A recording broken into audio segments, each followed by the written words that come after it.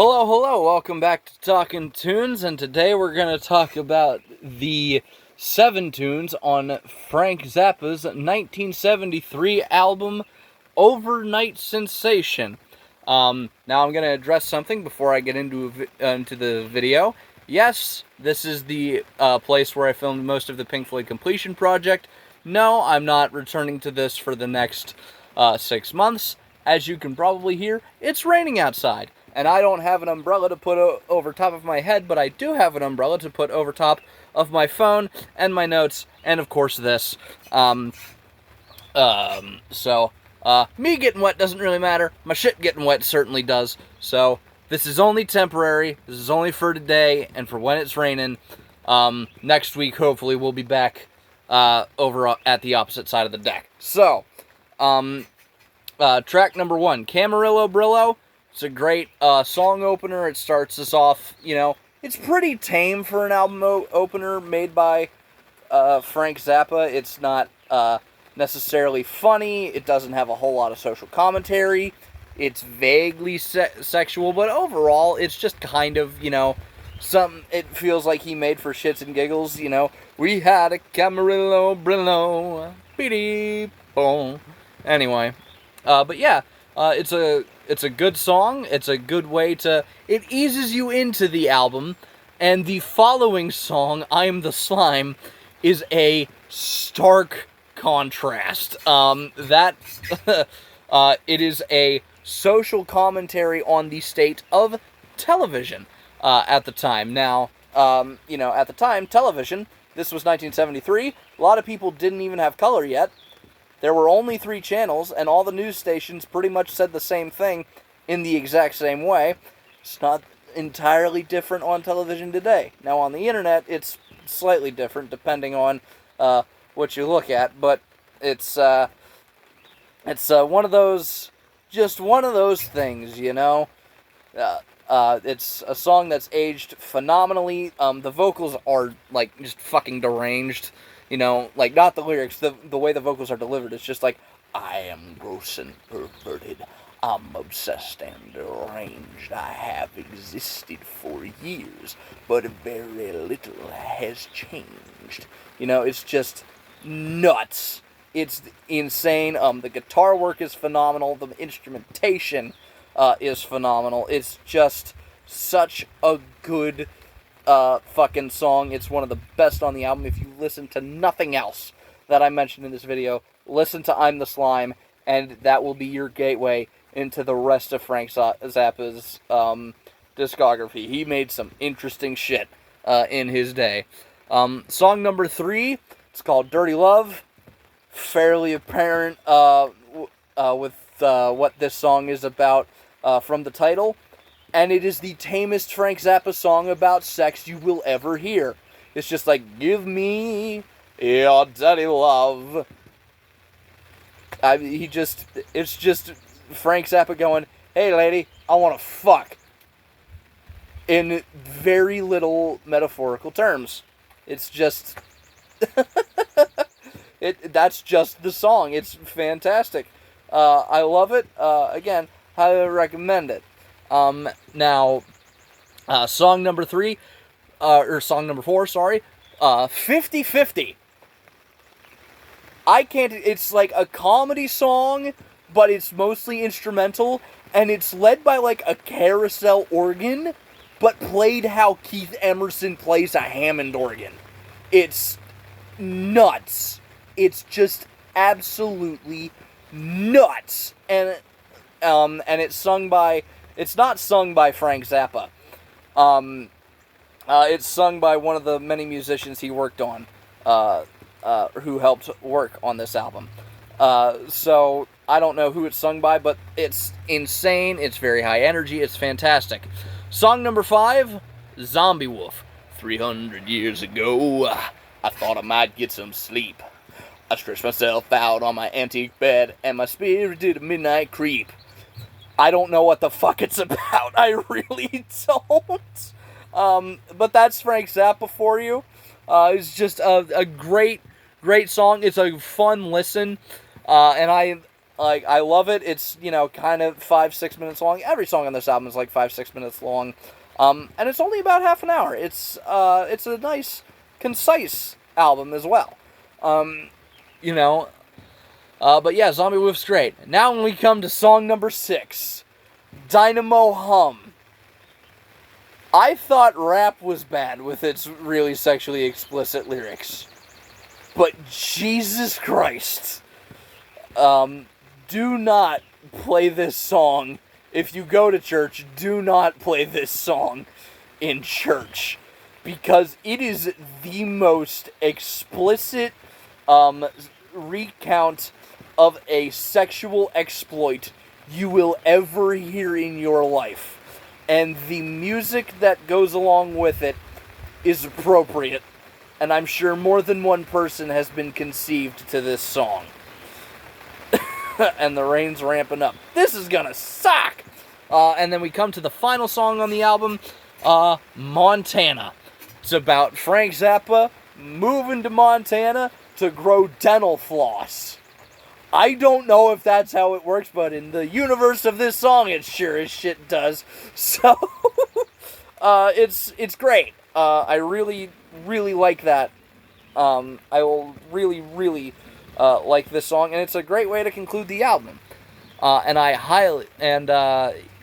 think that's gonna do it for this one. Except, wait! No, it's not! We got a whole nother album to look at, baby! We got 9 tunes from Apostrophe from 1974. That's right. We're doing the old double feature on this one. Ha ha! Now, this album was recorded at the same time as Over-Nite Sensation, with the same producers, the same group of people, in the same studios. So it's basically it is a sequel to this album, and it took longer to come out because Frank Zappa just couldn't crack it. It doesn't really show, frankly. The first 4 songs are part of what is known as the Apostrophe Suite. Song number 1, Don't You Eat That Yellow Snow. It starts off with, wind noises, and then slowly, the music fades up. It's just like bum bum ban down and boom boom ban. And it tells the story of a guy who gets temporarily blinded by a fella called Nanook. And that is elaborated on in Nanook Rubs It, which is the immediate track that follows this song. So he rubs it in to the fur trapper, who is strictly commercial. He pisses off an Eskimo named Nanook, and thus Nanook takes a handful of the yellow snow and smacks it in his eye. And he takes another mighty handful of the yellow snow and smacked it into my other eye. And the fur trapper wailed, I can't see. Ooh, I can't see. And then he's reminded of the ancient prophecy, which states if you get yellow snow in your eye by a fellow by the name of Nanook, you must go trudging across the tundra, mile after mile, to the home of St. Alfonso. And then that transitions into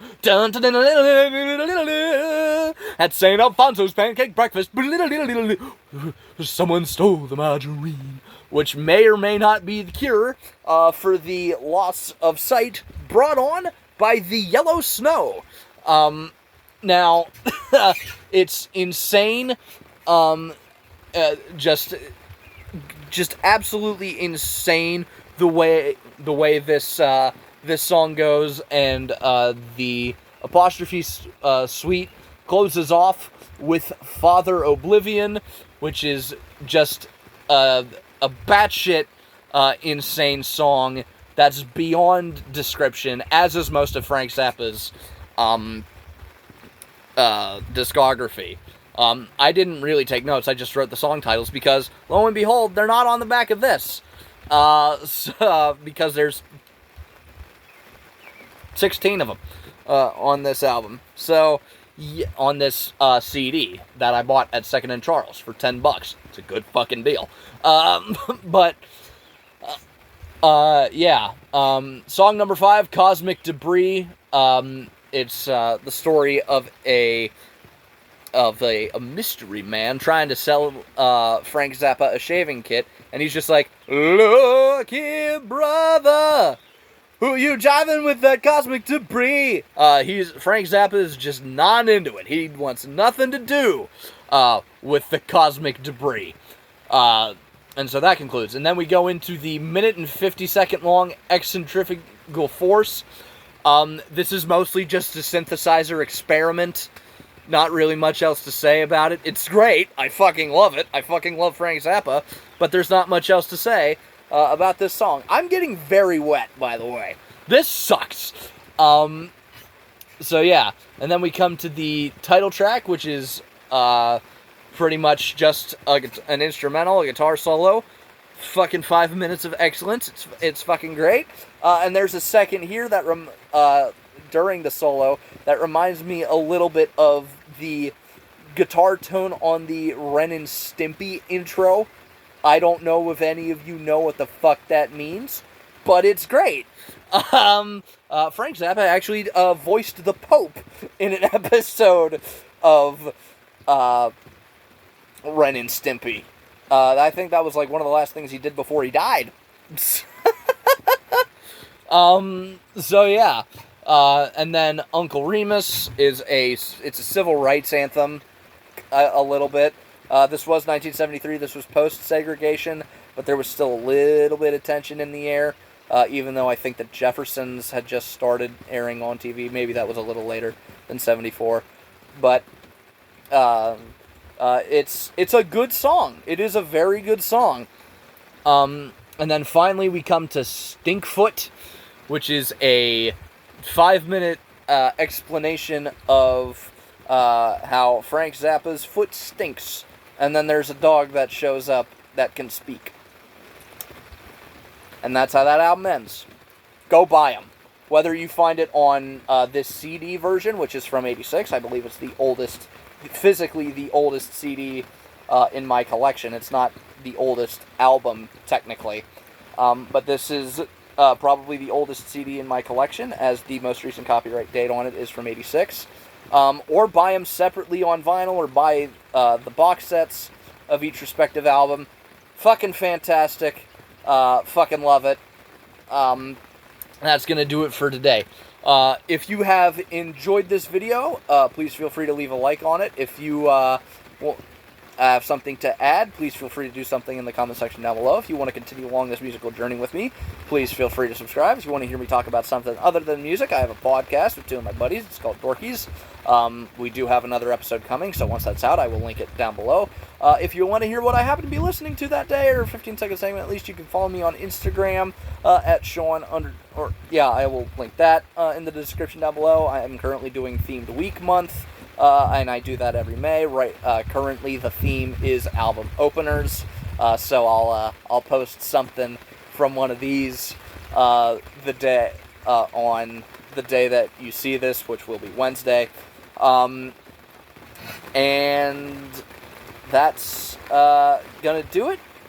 Thank you all very much for watching. And remember to stay weird and keep jamming. See you in the next one.